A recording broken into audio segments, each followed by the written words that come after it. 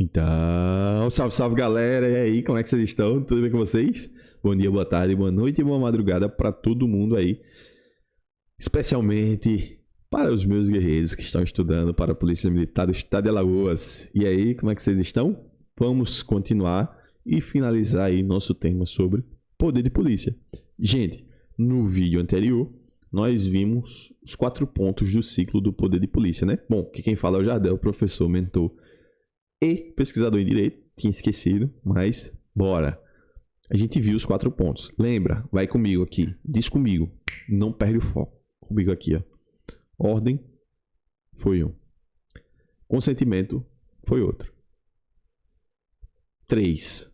Ordem, consentimento. E agora eu vou fazer o quê? Fiscalizar, né? E o 4. Qual é o 4? Punir, punição. Então esses são os 4 pontos aí do ciclo do poder de polícia. Eu dei um exemplo com um restaurante, mas eu queria dar um exemplo mais simples para facilitar ainda mais o entendimento de vocês. Imaginem o seguinte.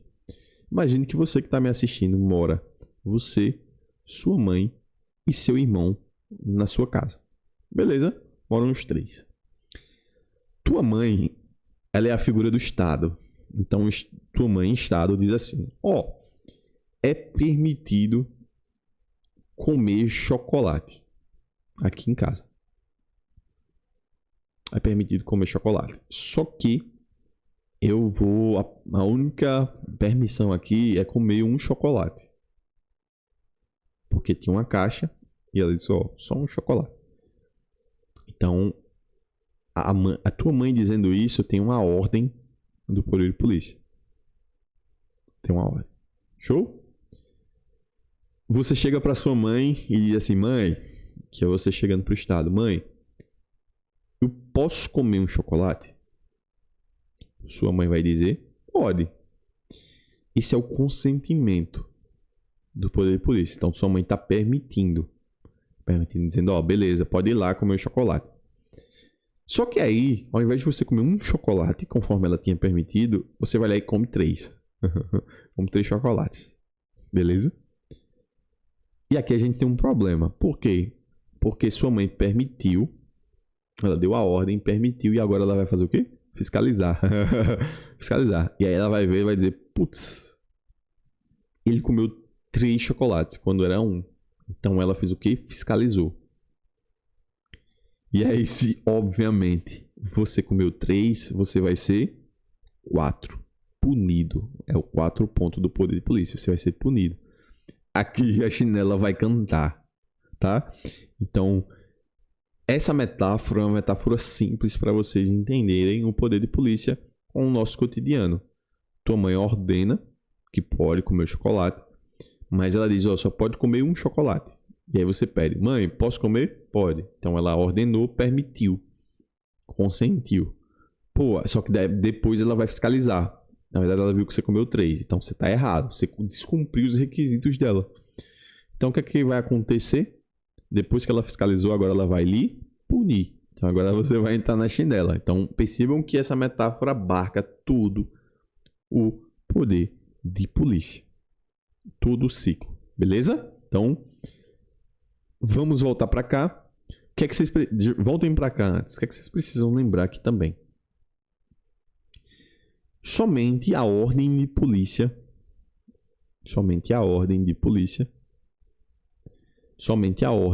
vou repetir, ela é indelegável. As outras partes, elas podem ser delegadas, ou seja, elas podem ser passadas para um particular. O particular pode fazer em conjunto, em parceria com o Estado. O particular pode fazer essas outras fases, né, do ciclo de polícia. Beleza? Deixa eu voltar aqui. Somente um ponto. Nessa foto, eu coloquei que a sanção ela foi delegável a partir da decisão do STF de 2020. Por quê? A gente vai ver isso aqui no decorrer da aula. Existia uma discussão muito legal aqui na doutrina, entre os estudiosos, de que antigamente, antes de 2020, a fase de sanção ela não era delegável, só que o STF, em sua jurisprudência, decidiu que a parte da sanção também é delegável, tá? Também se delega essa fase do ciclo de polícia, beleza? Então, a gente sai justamente para ver a decisão do STF. Que o STF, ele deixou isso claro aí na repercussão geral do tema 532. Vejam só o que foi que eles deixaram claro. É constitucional a delegação do poder de polícia, por meio de lei, a pessoas jurídicas de direito privado, integrantes da administração pública indireta de capital social majoritariamente público. Então percebam que é possível a delegação a pessoas jurídicas de direito privado. Perceba que é o Estado delegando, o Estado permitindo que um privado atue como se Estado fosse. E aí, desde que essa pessoa jurídica de direito privado seja integrante da administração pública indireta, de capital social majoritariamente público, e que preste serviço exclusivamente público de atuação própria do Estado e em regime não concorrencial. Aluno, printa, escreve, ou enfim, faz o que tu quiser, faz o que você puder com relação a esse tema. Você precisa ler e reler isso aqui. Porque quando a gente fala do poder de polícia, isso aqui pode cair muito. Isso aqui despenca muito em todas as provas. Esse tema aqui, com frequência, ele é cobrado. Então, tira uma foto aqui. Para de mexer no celular só para ficar vendo o Zap e Instagram. Tira uma foto disso aqui. Copia isso aqui na mão e fica revendo isso. É constitucional essa delegação. Por meio de lei. Então, tem que ser por lei. A pessoa jurídica de direito privado. Só que essa pessoa ela tem que ser integrante da administração indireta, tá? De capital social majoritariamente público e que preste um serviço público de atuação própria do Estado e em regime não concorrencial, ou seja, ela não tem concorrentes.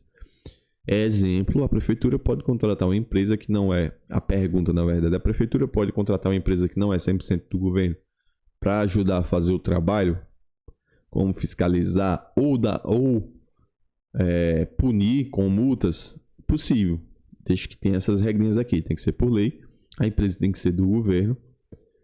Ela só deve prestar serviço do Estado e ela não pode ter concorrência. Printa isso aqui. Isso aqui pode muito cair na tua prova. Beleza? E vamos que vamos. E aí, esse poder de polícia ele também tem características ou atributos, tá?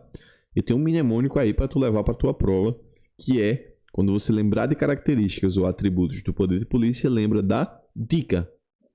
Por que dica? Porque a gente tem as seguintes características. O poder de polícia ele é discricionário, ele é imperativo ou coercitivo, imperatividade ou coercibilidade e auto-executoriedade.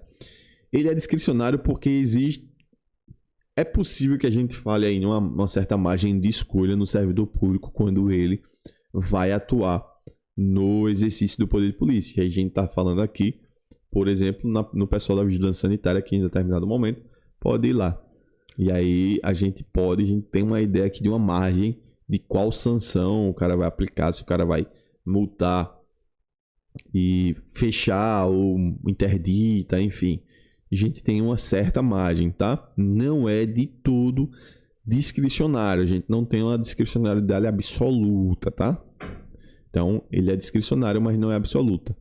Imperatividade ou coercibilidade, o que isso quer dizer? Quer dizer que esse poder de polícia ele é uma imposição unilateral para todo mundo. Para eu, você, seu pai, sua mãe, para todo mundo. Ou seja, todo mundo, os administrados, devem aceitar, foi mal pelo que está no slide, devem aceitar calados a atuação do poder de polícia. Então, a pessoa aceita essa ideia de que o Estado pode punir a gente. Pode restringir, no caso, punir, se for o caso. Beleza? E autoexecutoriedade. Professor, o que é isso?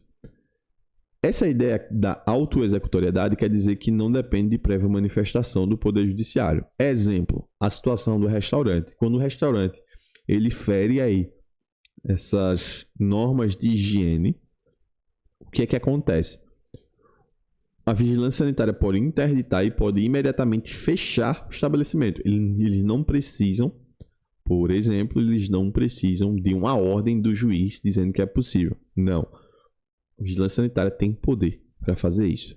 Beleza? Então, essas são as características características ou atributos aí do poder de polícia. E a gente vai finalizar com o uso e o abuso de poder também, que está dentro dessa ideia de poder de administração. E o uso e o abuso de poder também tem recorrência muito boa em prova, beleza? A gente precisa entender. Quando a gente vai falar em abuso ou uso de poder, a gente está falando de um gênero. Então, primeiro, o que é que a gente precisa entender? Que o poder da administração ele deve respeitar a lei, ou seja, ele deve respeitar a ordem jurídica e os direitos de todo mundo. Então, ele tem que se pautar na lei, beleza? Porém, quando o administrador, ou seja, a pessoa que está dentro da administração, ele extrapola os limites de suas atribuições ou utiliza suas atribuições para atender a fim diverso daquele previsto, nós temos aí a caracterização do abuso do poder, tá? Percebam que abuso de poder é gênero, só que esse gênero ele é dividido em duas espécies: excesso de poder ou desvio de poder ou finalidade. Os dois podem ser cobrados em prova. A gente vai ver primeiro o excesso de poder. Professor, quando é que isso acontece? Acontece o excesso de poder quando o administrador, ou seja, quem está dentro da administração pública, ele atua fora de suas atribuições. Pessoal, fora dos limites de suas atribuições. De novo, fora dos limites de suas atribuições. Então, ele atua sem competência legal para fazer o que ele fez. Ele faz mais do que a lei permite. Olha um exemplo prático aí. Uma lei municipal diz que o motorista que estacionar em local proibido, ele vai ser punido com multa. João, ele estaciona nesse local onde há a placa e o guarda de trânsito, em vez de aplicar apenas a multa, como manda a lei, fica irritado e aplica a multa e apreende a carteira do motorista de João na hora e rasga. Percebam que qual é a competência dele? A competência dele é aplicar a multa, se for o caso, apreender o veículo, mas aplicar a multa. Só que aqui ele se excede. Quando ele aplica a multa, pega a carteira do motorista e rasga. Então a gente tem aqui um excesso do poder. Ele praticou algo, a conduta dele está fora dos limites do que a lei atribui a ele como sendo competência. Beleza? Então esse é o excesso de poder. E quando é que a gente tem o desvio de poder? O desvio de poder acontece quando o agente ele pratica um ato aparentemente legal. Só que esse ato ele é aparentemente legal, respeita a competência e a forma, só que a finalidade dele é diferente daquela que a lei pretendia. Tá? Quando vocês estudam atos administrativos, vocês vão ver que o ato administrativo ele tem um dos elementos dele é a finalidade. Ou seja, todo ato administrativo ele é praticado com uma finalidade. Tá? O que é a finalidade? É o objetivo. Quando a pessoa pratica esse objetivo, essa finalidade diferente do que a lei diz, a gente tem o desvio de poder. Tá? Exemplo, o chefe de gabinete da prefeitura de Tapera tem o poder de remover um servidor por necessidade do serviço e para melhor organizar o trabalho, né? Então, para melhor organização do trabalho. Percebam que ele pode fazer essa remoção. Qual é a finalidade dessa remoção? Eficiência e bom andamento do serviço público. Então, essa é a finalidade. Qual é a finalidade de você remover um servidor para um outro local? A gente ter eficiência e bom atendimento e bom andamento do serviço público. Só que o chefe ele remove a pessoa do serviço para um setor de difícil e distante. Então, de difícil e distante acesso, porque ele não gostava da pessoa, ele ficou com raiva dele. Então, essa remoção ela é ilegal. Ela está eivada do desvio de poder. Professor, por quê? Porque a finalidade do ato administrativo que ele praticou é ilegal. Qual é a finalidade que a pessoa está tendo? Punir. Mas essa remoção não tem por finalidade punir. Mas sim, a finalidade dela é organizar o serviço público. Beleza, gente? Então, essa é justamente a ideia do desvio de poder. E a gente finaliza esse tema aqui. A gente fecha o ciclo relacionado. Ciclo não, a série relacionada aos poderes de administração pública. Tá? Se você estiver curtindo aí, eu sempre peço, deixa o seu like. Se inscreve no canal, ativa o sininho e compartilha. Compartilha para que a gente consiga ajudar muitas pessoas. Muito obrigado pela tua atenção. Muito obrigado por estar aqui. Espero muito que eu tenha te ajudado. Bons estudos e até a próxima. Valeu!